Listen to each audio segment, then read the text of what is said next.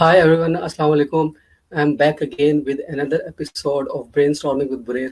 Brainstorming with Bureer, जैसे कि आप जानते हैं, एक प्लेटफॉर्म है जहाँ पर हम बुलाते हैं कुछ ऐसे लोगों को जिन्होंने अपनी ज़िंदगी में कुछ अच्छा किया है, कुछ बेहतरीन किया है, और माइंड साइंसेस के हवाले से कुछ एक्सपर्ट्स को भी बुलाते हैं।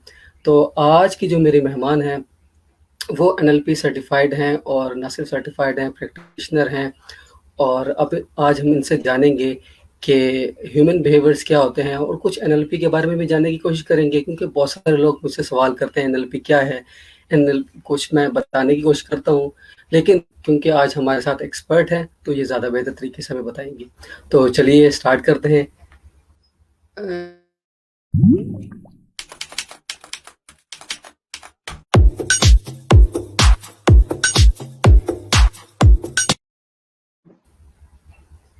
अस्सलाम वालेकुम हिना, कैसी हैं आप?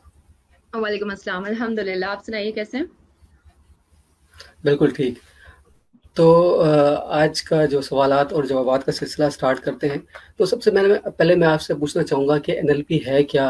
और सादा लफ्ज़ों में आप इसे बता सकती हैं कि क्या चीज़ है? क्योंकि बहुत सारे लोगों को इसके बारे में इल्म ही नहीं है, और कुछ लोग इसको प्रोग्रामिंग से रिलेट करते हैं। वो प्रोग्रामिंग में भी एक टर्म है नेचुरल लैंग्वेज प्रोसेसिंग, तो वो ये समझते हैं ये चीज़ है। तो ये क्या है और क्या चक्कर है इस चीज़ की सब? सो बेसिकली अगर आप एनएलपी के बारे में पूछना चाह रहे हैं तो NLP is made up of 3 words: neuro linguistic programming. जब फर्स्ट टाइम मैंने ये पढ़ा था और मैंने इसको समझने की कोशिश की थी, तो मैं बजाय समझने के और भी कंफ्यूज हो रही थी, बिकॉज प्रोग्रामिंग से, जैसे आपने बताया, और तरह की प्रोग्रामिंग माइंड में आती है। स्पेशली आजकल के दौर में तो हर कोई कंप्यूटर सावी है, सबको टेक्नोलॉजी का पता है किस तरह यूज करनी है। सो सबके माइंड में ये थॉट आता है कि programming somewhat related to computer and technical चीज है कोई। तो मेरे माइंड में भी कुछ ऐसा ही थॉट था जब मैंने इसको स्टार्ट किया पढ़ना। और फिर न्यूरो का कैसे लिंक है प्रोग्रामिंग से, और what is the linguistic in all of this, तो मैंने फिर समझना शुरू किया। तो अगर आप एक कॉमन मैन के लिए अगर पूछना चाह रहे हैं, तो उसकी अंडरस्टैंडिंग के लिए मैं ये बताना चाहूंगी कि वो लोग जो अपनी पर्सनल डेवलपमेंट के साथ कमिटेड होते हैं, या जिनका ग्रोथ माइंडसेट होता है, वो अम, उन थॉट्स और उन बिहेवियर्स को ऑब्जर्व करते हैं जिन्होंने एक्सीलेंस प्रोड्यूस की हो। और एनएलपी एक ऐसा टूल है जो हमें एक्सीलेंस मॉडल करने में हेल्प करता है।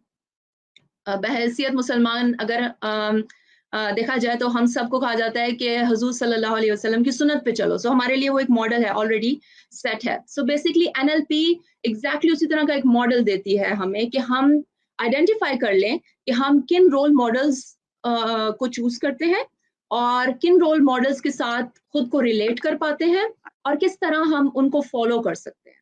So basically, it provides us various tools and strategies with the help of which we can also follow the footsteps of our role model. So for a Muslim, I would suggest कि हमारे role model तो हमारे नबी सल्लल्लाहु अलैहि वसल्लम होने चाहिए, और हमें उनकी सीरत को पढ़ने की जरूरत है। सो जब ये मैंने पढ़ना शुरू किया एनएलपी, और मैंने देखा कि तो it's very much close to what we learn in Islam, तो मेरा इंटरेस्ट इसमें और भी ज्यादा डेवलप होना शुरू हुआ, और मैंने इसको स्टडी करना शुरू किया। और मैंने नोटिस किया है कि ये इस्लाम से बिल्कुल पैरेलल है, और अगर हम इसको लेकर चलें, जो कि हम ऑलरेडी कुछ इस्लामिक प्रिंसिपल्स पे तो हम लोग अमल भी कर रहे होते हैं, सब पर नहीं करते, कुछ पर तो कर ही रहे होते हैं। तो उन लोगों के लिए जो ऑलरेडी उन प्रिंसिपल्स को फॉलो कर रहे हैं, उनके लिए एनएलपी को समझना इतना डिफिकल्ट नहीं है। सो अगर इन टर्म्स पर गौर किया जाए, तो न्यूरो मीन्स हमारा ब्रेन, हमारा दिमाग, और लिंग्विस्टिक मीन्स लैंग्वेज। लैंग्वेज वो जो हम दूसरों के साथ बोलचाल में यूज करते हैं, वो अल्फाज जो हम दूसरों को कन्विंस करने के लिए, उनको इन्फ्लुएंस करने के लिए यूज करते हैं, और वो अल्फाज जो हम अपने साथ भी इंटरनल डायलॉग करते हैं। अच्छा, लैंग्वेज में भी अब there are various forms of communication. Like there is verbal communication, there is non verbal communication. So हमारे माइंड में कम्युनिकेशन से सिर्फ वर्ड्स ही आते हैं, कि वर्ड्स ही या कोई लैंग्वेज ही आती है, कि हम लैंग्वेज को पे अगर कमांड हासिल कर लें, and if we are able to speak any specific language, then we are linguist. जबकि ऐसा है नहीं, एनएलपी में ऐसा नहीं है। एनएलपी में लैंग्वेज उसको कहा जाता है, लिंग्विस्ट वो होता है जिसको कमांड होती है वर्बल कम्युनिकेशन पे, नॉन वर्बल कम्युनिकेशन पे, इंटरनल डायलॉग जो इंसान के अपने माइंड में चल रहा होता है, जो उसको किसी भी रवैये के लिए इन्फ्लुएंस करता है, उस पे कमांड जब हासिल कर लेता है एक इंसान, तो वो लिंग्विस्ट कहलाता है एनएलपी के टर्म में। और प्रोग्रामिंग अगेन, माइंड में जो हमारे at the back of our mind we have beliefs, we have क्या कहना चाहिए कि हमारे थॉट्स जो हैं, जो हमारे बिहेवियर को बनाते हैं, उसकी अगर कोडिंग अगर हम करें या उसमें अगर हम चेंज लेकर आए तो हम अपने बिहेवियर्स में तब्दीली ला सकते हैं।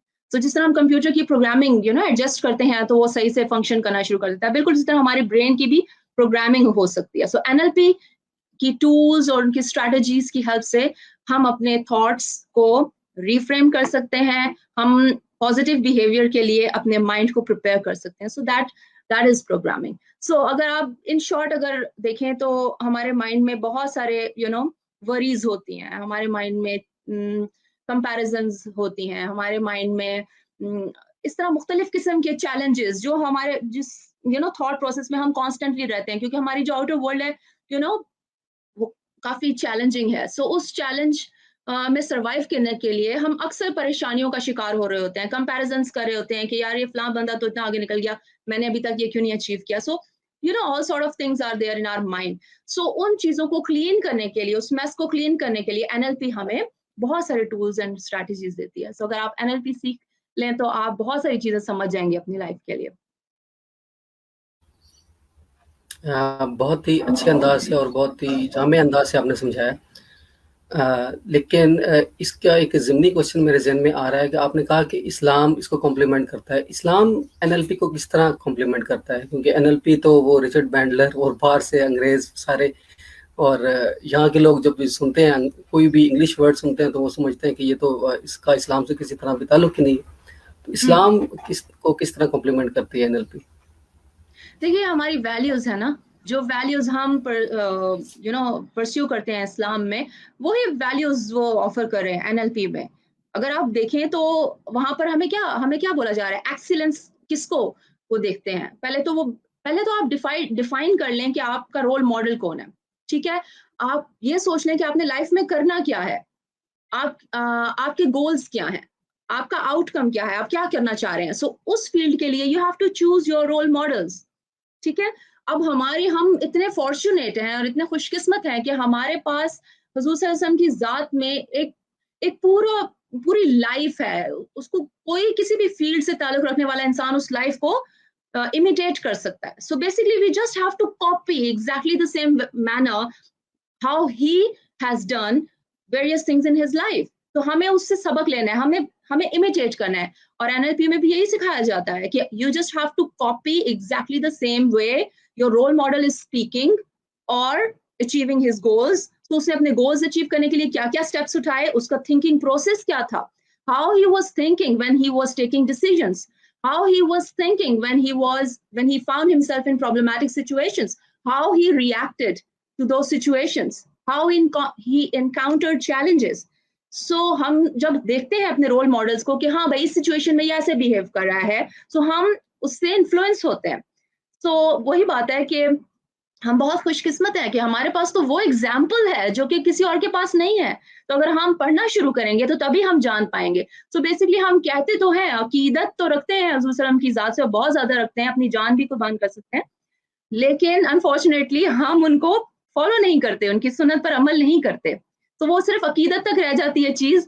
जहां आती है ना बात प्रैक्टिस करने की, वो हम नहीं कर रहे होते क्योंकि हमें पता नहीं है, क्योंकि हमने पढ़ा नहीं है उनके बारे में। So the important thing is start knowing about his life, about his seerah. So when you will start reading about him and you will start understanding कि उन्होंने क्या क्या किया अपनी लाइफ में, उनकी क्या क्या अचीवमेंट्स थी, तो अगर आप उसका 5% भी कर लेते हैं तो बहुत बड़ी अचीवमेंट आप ले सकते हैं अपनी जिंदगी में।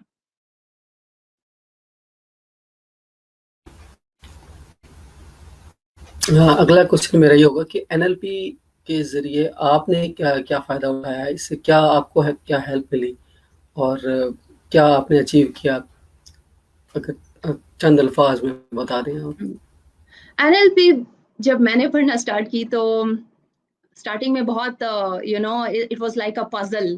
समझ नहीं आ रही थी कि क्या चीज़ पढूँ, क्या ना पढूँ, क्योंकि हम लोग जब कोई भी कोर्स करते हैं तो उसका एक वो होता है, एक सीक्वेंस में चीज़ चली जा रही होती है कि आपने पहले ये पढ़ना है, फिर ये पढ़ना है, फिर ये पढ़ना है। लेकिन इसकी जब मैंने स्टडीज़ शुरू की, जब मैंने कोर्स किया और जो हमारे पास एनएलपी का मैनुअल था, उसमें हमें कहा गया कि आप कोई भी पेज पहले पढ़ सकते हैं, कोई भी स्ट्रैटेजी उठा लें। So it was like a puzzle for me. So मैं जैसे-जैसे उसको पढ़ती जा रही हूँ, तो उसके पीसेस जो है ना वो जुड़ते जा रहे हैं, मुझे समझ आती जा रही हैं चीज़ें।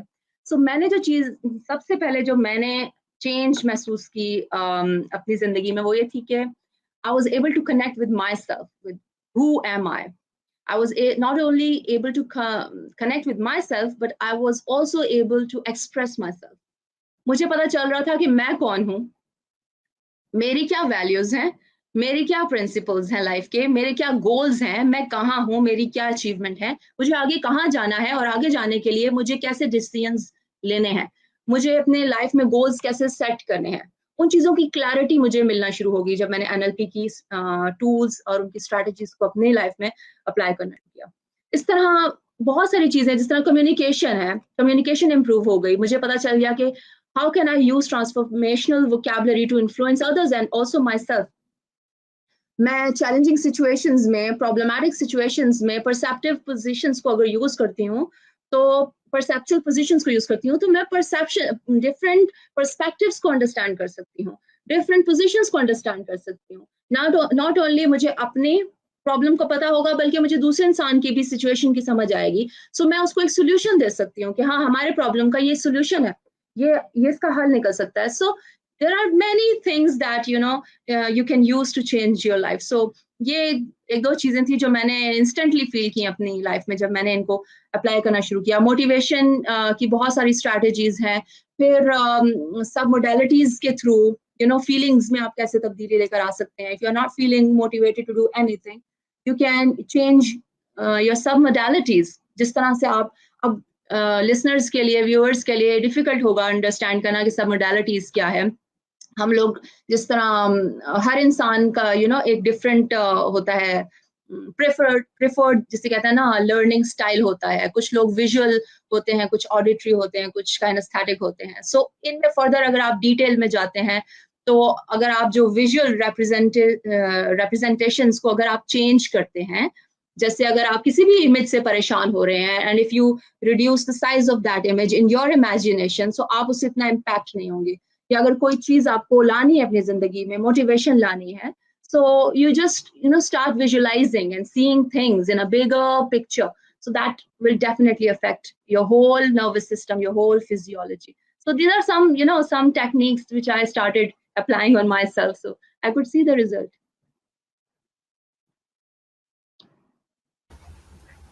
अच्छा, अगला क्वेश्चन मेरा ये होगा कि ये तो बिल्कुल पिछले सवाल से कनेक्टेड ही हो गया कि क्या चीज़ थी जिसकी वजह से आपने एनएलपी प्रैक्टिशनर बनने का सोचा?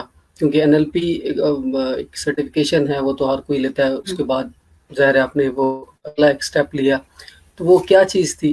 वो क्या पॉइंट था? वो क्या वजह थी जिसकी वजह से आपने ये स्टेप उठाया?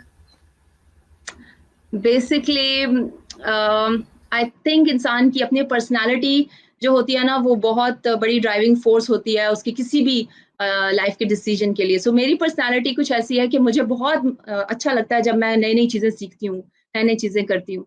सो I have always linked pleasure with learning. So it was during this process of learning that I discovered NLP, और मुझे पता चला कि एनएलपी से I can virtually achieve anything I want in my life. तो मैंने फिर स्टार्ट कर दिया ढूंढना कि मुझे कोई ऐसा ऐसा इंस्टीट्यूट मिले जो इंटरनेशनल स्टैंडर्ड्स को फॉलो करता हो, और जो कमिटेड हो इंटरनेशनल वैल्यूज से, आईसीएफ से accredited हो। And I was fortunate enough to find Mindbridge Training Institute, Dubai. It's being run by the trainers who are American based, but they conduct their sessions in Dubai as well. Annually they conduct their sessions. So बहुत सीखने को मिला वहाँ से। और बहुत अरसे से actually I was a keen follower of Moiz Hussain. I think he's your mentor as well, if I'm not wrong. So I was a keen follower of Moiz Hussain, और मुझे उनके इंटरव्यूज और उनके लेक्चर्स मैं सुन के मुझे काफी interest develop हुआ था माइंड साइंसेस में. So I was actually waiting for the opportunity कि मुझे कोई ऐसा मौका मिले जहां मैं इस तरह की कोई चीज सीख सकूं. तो मोइज हुसैन के यहाँ मुझे कुछ दुबई में तो मुझे कोई चांस मिला नहीं कि मैं उनका कोई प्रोग्राम अटेंड करती. I think he might have conducted some of his sessions, but I couldn't get the opportunity to enroll. But then eventually I found this Mindbridge training, and बहुत मजा आया उनसे सीख के, और this is how I landed into this.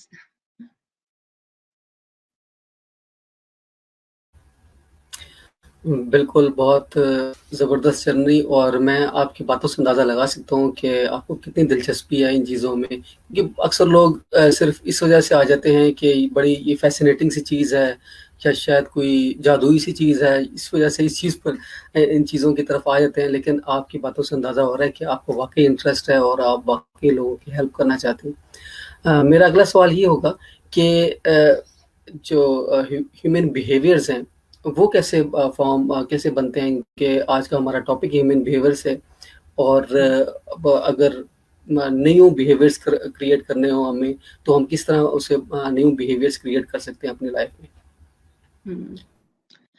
Basically behaviours हम जिस environment में होते हैं ना, हमें देखना है कि हम इंफॉर्मेशन को कैसे रिसीव करते हैं. जब हम, और दो तरह के लोगों को अगर आप सेम इन्वायरमेंट में रख दें तो उनके बिहेवियर्स डिफरेंट कैसे हो जाते हैं.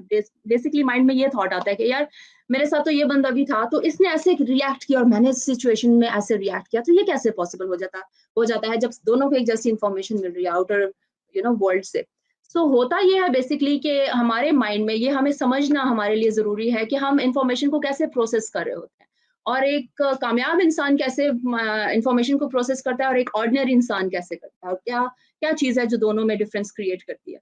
सो basically when we receive information from the outer world, तो हमारे दिमाग में सबसे पहले हम उस इंफॉर्मेशन को एक मीनिंग देते हैं, उसको अंडरस्टैंड करने के लिए, उसको कॉम्प्रिहेंड करने के लिए उसका एक अच्छा या बुरा मीनिंग बनाते हैं.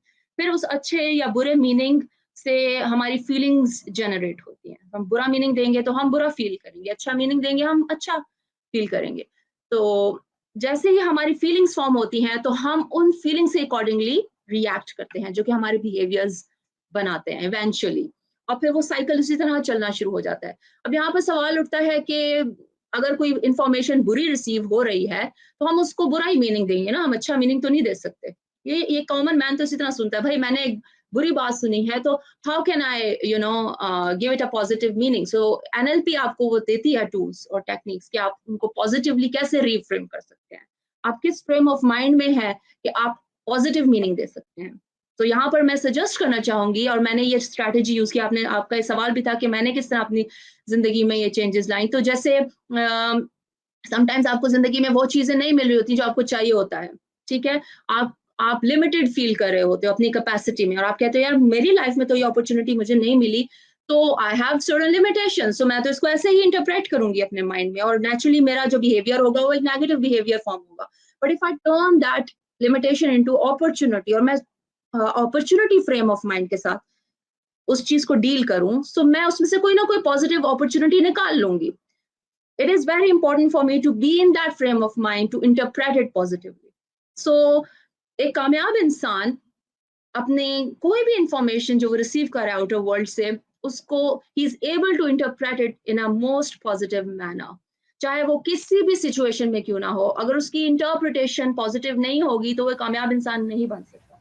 तो जितने भी सक्सेसफुल लोग हैं ना, जिन्होंने अपनी जिंदगियों में कुछ अचीव किया है, उन्होंने बहुत चैलेंजिंग एन्वायरमेंट में रहते हुए अचीव किया है, और जितनी चैलेंजेस उनकी लाइफ में आई हैं उतना ही वो आगे बढ़े हैं. अगेन आई वुड से कि आप सीरा ऑफ द होली प्रॉफिट देखिए, उनकी जिंदगी भरी पड़ी थी मुश्किलात से.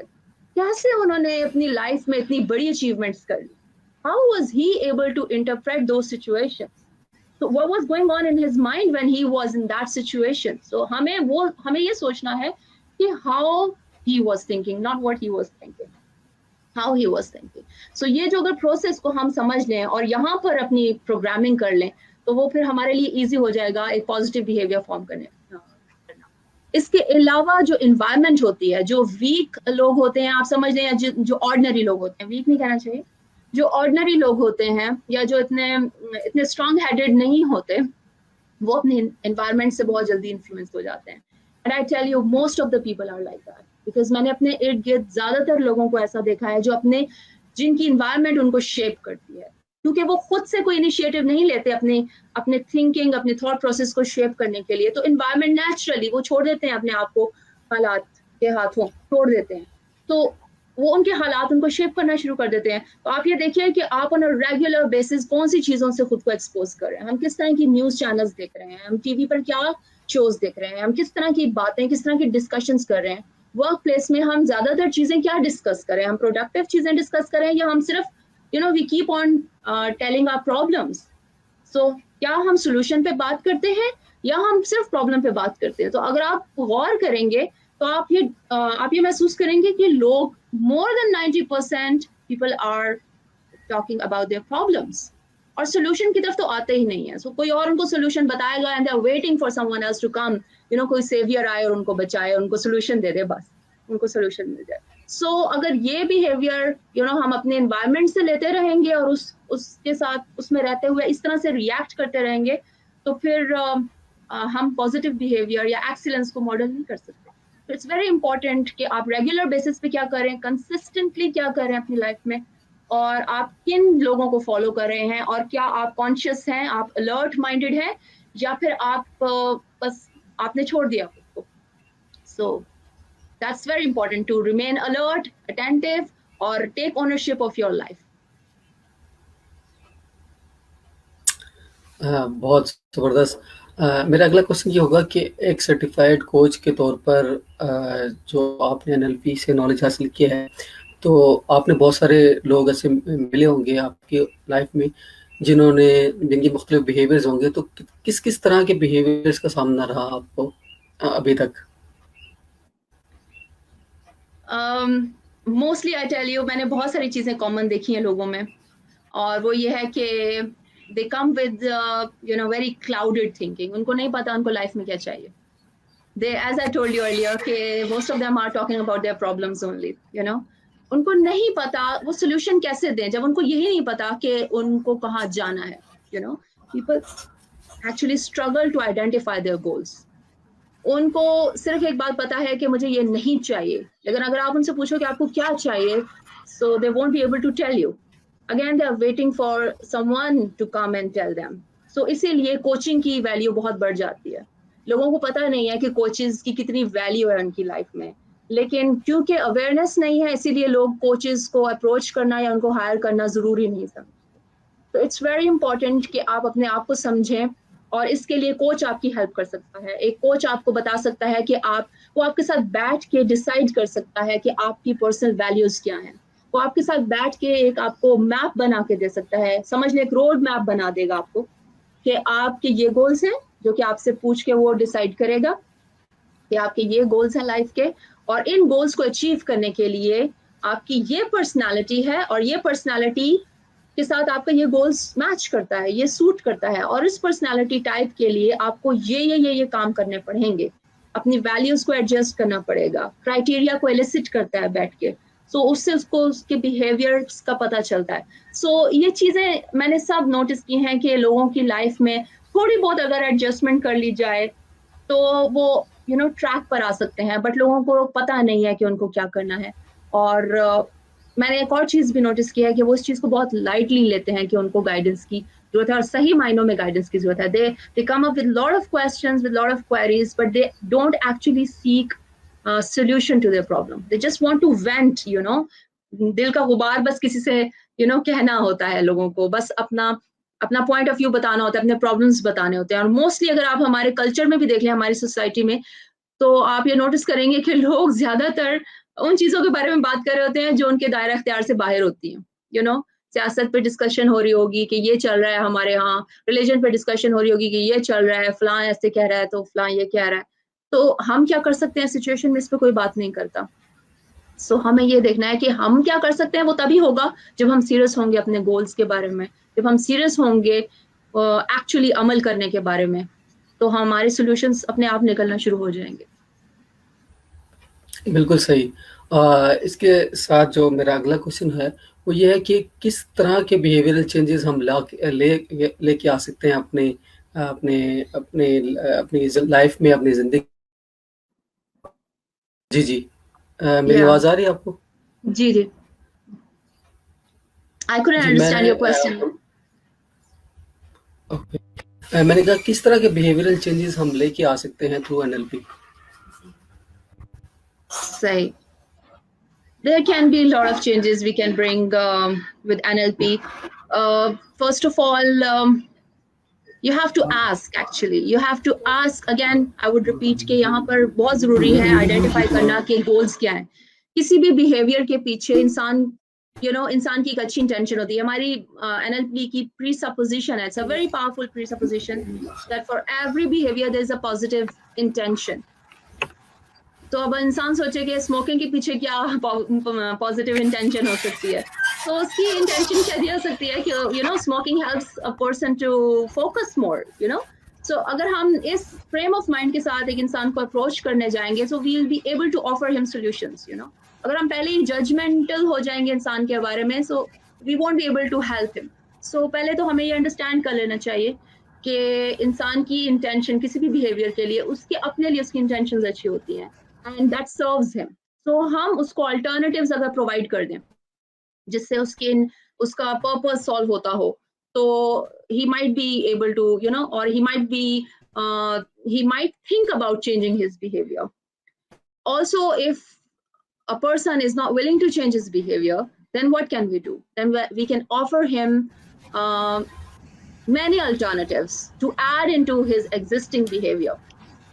आप बजाय डिलीट करने के या उसे कहने के कि चेंज योर बिहेवियर या unlearn what you have already learned, it's so difficult to do that and it's a very slow process. अगर कोई जेन्युइनली वो सारे बिहेवियर्स छोड़ना भी चाहे तो उसके लिए आसान नहीं होता, it's a step by step process. So उस मोमेंट पे अगर हम उसे कहें if a person is not willing to quit his limiting behavior or belief, then we can offer him lot of variety and ask him if he would like to add in to his list of values or behaviors, तो वो कौन से behaviors हैं जो उसकी quality of life को improve कर सकते हैं। So if a person is willing to choose one or two, you can immediately notice कि उसके nervous system में changes आना शुरू हो गई है and with the help of that उसकी physiology change होना शुरू हो गई है। So कहीं ना कहीं आप at least 1% or 2% change लाने के काबिल हो जाते हैं, जो कि instant change होती है।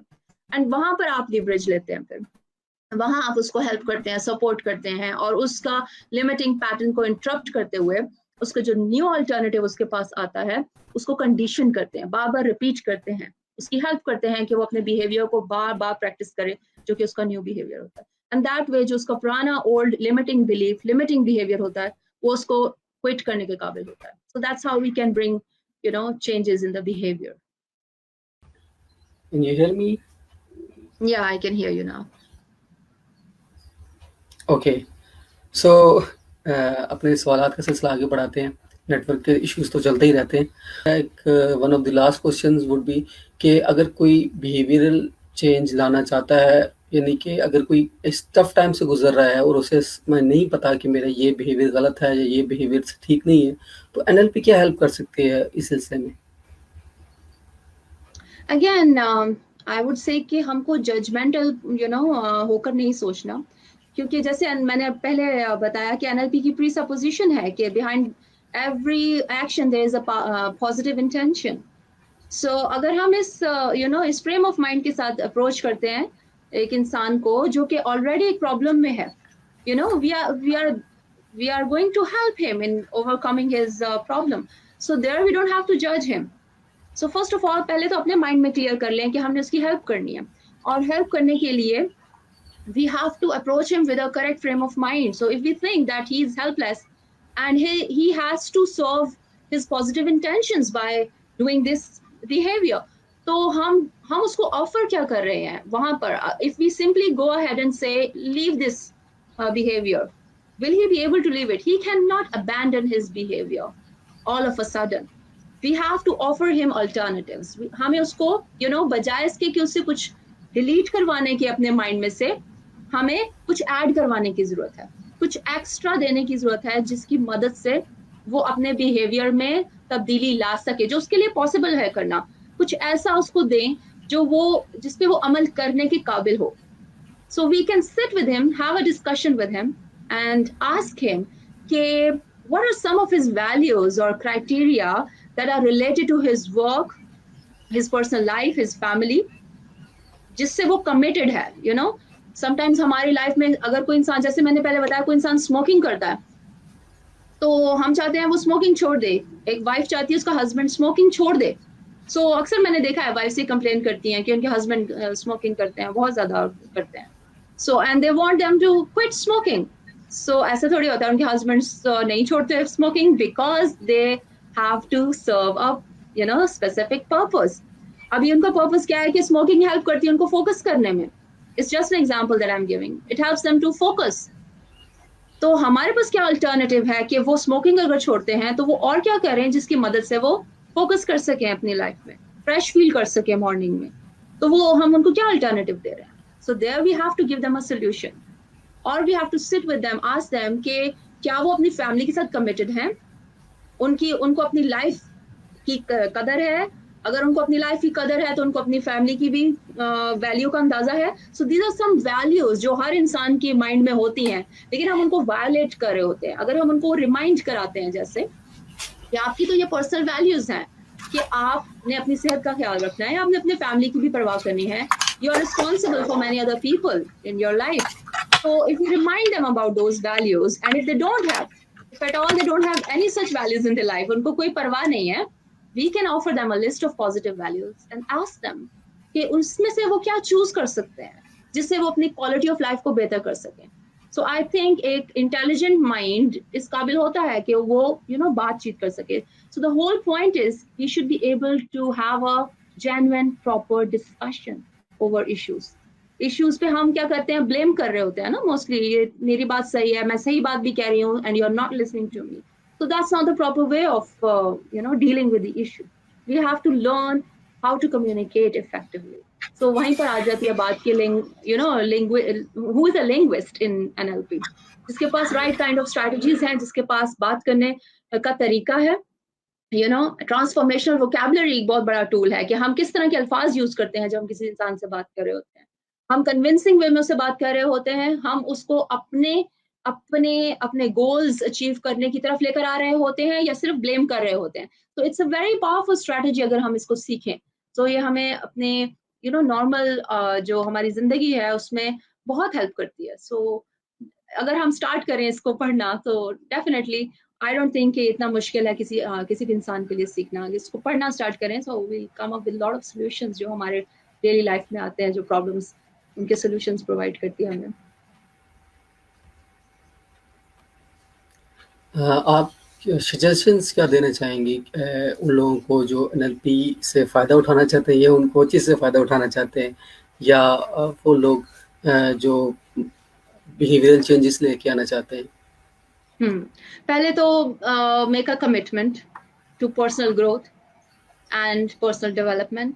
अगर आप कमिटेड नहीं हैं एंड आप बस चाहते हैं कि ऑल ऑफ अ सडन आपकी लाइफ में तब्दीली आ जाए, तो ऐसा होने वाला नहीं है। So you have to commit कि मुझे काम करना है, मुझे अपने आप को इम्प्रूव करना है, और रोज टाइम निकालें इस चीज के लिए। चाहे आप रीडिंग करते हैं, चाहे आप लेक्चर सुनते हैं, चाहे आप इस तरह की टॉक्स सुनते हैं, आपने डेली इस चीज के लिए वक्त निकालना है। सो ये एक तरह की आपकी खुराक होनी चाहिए। जिस तरह हम खाना खाते हैं उसी तरह ही हमारे दिमाग की भी खुराक है जो देनी जरूरी है। जिस तरह हम नमाज पढ़ते हैं, हमारी स्पिरिचुअल नीड्स हैं, इस तरह हमारी इमोशनल नीड्स हैं, इस तरह हमारी इंटेलेक्चुअल नीड्स हैं।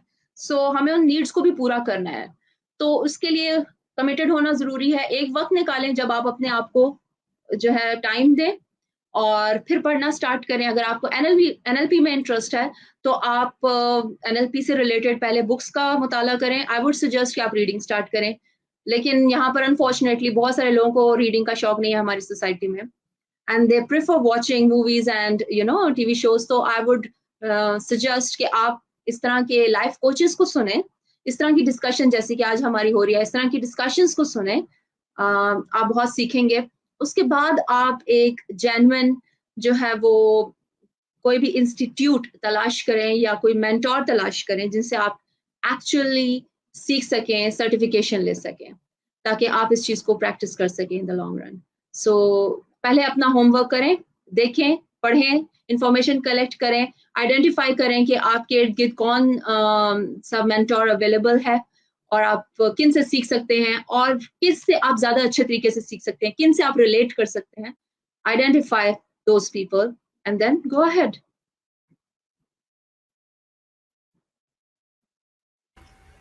कंक्लूडिंग रिमार्क्स क्या होंगे, क्या कहना चाहेंगी आप आखिर में? जब हम शो की इख्तितामी लम्हात की तरफ बढ़े हैं, तो क्या कहना चाहेंगी जो नाजरीन को, जो जो देख रहे हैं और जो बाद में भी देखेंगे इस एपिसोड को? मैं उनसे बस यही कहना चाहूँगी कि इस तरह की जो डिस्कशंस हैं, जिस तरह की आज हो रही है, इस तरह की जो बातें हैं वो हमारे घरों में होनी चाहिए।